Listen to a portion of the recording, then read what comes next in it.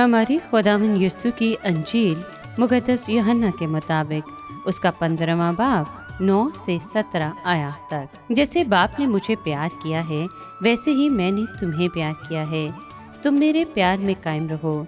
अगर तुम मेरे हुक्मों पर अमल करोगे तो मेरे प्यार में कायम रहोगे, जिस तरह मैंने अपने बाप के हुक्मों पर अमल किया है और उसके प्यार में कायम हूँ। मैंने ये बातें इसलिए तुमसे कहीं कि मेरी खुशी तुम में हो और तुम्हारी खुशी कामिल हो जाए। मेरा हुक्म ये है कि जैसे मैंने तुमसे प्यार किया है तुम भी एक दूसरे को प्यार करो। इससे ज़्यादा प्यार कोई नहीं करता कि अपनी जान अपने दोस्तों के लिए दे दे। तुम मेरे दोस्त हो बशर्ते कि जो कुछ मैं हुक्म करूं तुम करो। आगे को मैं तुम्हें गुलाम न कहूँगा, क्योंकि गुलाम नहीं जानता कि उसका मालिक क्या करता है, बल्कि मैंने तुम्हें दोस्त कहा है, क्योंकि जो बातें मैंने अपने बाप से सुनी हैं मैंने वो सब तुम्हें बता दी। तुमने मुझे नहीं चुना बल्कि मैंने तुम्हें चुन लिया है और तुम्हें मुकर्रर किया है कि तुम जाओ और फल लाओ और तुम्हारा फल बाकी रहे, ताकि तुम मेरा नाम लेकर जो कुछ बाप से मांगो वो तुम्हें दे। मैं तुम्हें ये हुक्म देता हूँ कि तुम एक दूसरे को प्यार करो।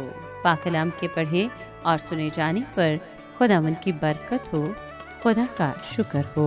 अजीज दोस्तों, जो मोहब्बत निजात दहिंदा हमसे रखता है वही मोहब्बत बाप बेटे से रखता है। जब हम ऐसे अल्फाज पढ़ते हैं तो हमारे दिल सजदे में गिर जाते हैं। हमारे खुदावंद ने कहा तुम मेरी मोहब्बत में कायम रहो।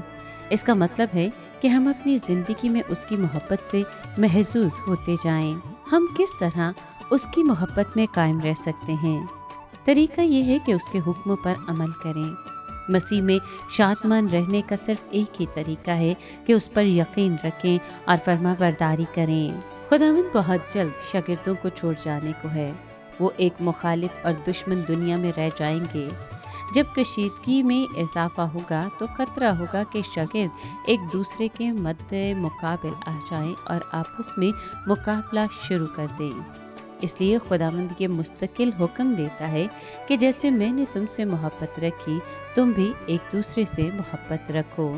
उनकी बाहमी मोहब्बत इस नौयत की होनी चाहिए कि वो एक दूसरे के लिए जान देने को तैयार हों। जो लोग ऐसा करने पर आमादा होते हैं वो एक दूसरे से लड़ते झगड़ते नहीं। इंसान के एसार और अपने आप को कुर्बान करने की सबसे बड़ी मिसाल ये है कि अपनी जान अपने दोस्तों के लिए दे दे। मसीह के शागिर्दों को इसी किस्म की जान निसारी की बुलाहट है। बाज़ लोग लग़वी मायनों में अपनी जान दे देते हैं, बाज़ अपनी सारी ज़िंदगी खुदा के लोगों की अंत तक खिदमत करने में गुजार देते हैं। इसमें खुदावंद यीशु हमारे लिए ख़ास मिसाल है। उसने अपनी जान अपने दोस्तों के लिए दे दी। बेशक जब वो उनके वास्ते मुआ उस वक्त वो दुश्मन थे, मगर जब वो निजात पाते हैं तो उसके दोस्त बन जाते हैं। इसलिए ये कहना बचा है कि वो अपने दोस्तों और दुश्मनों सबके लिए मुआ।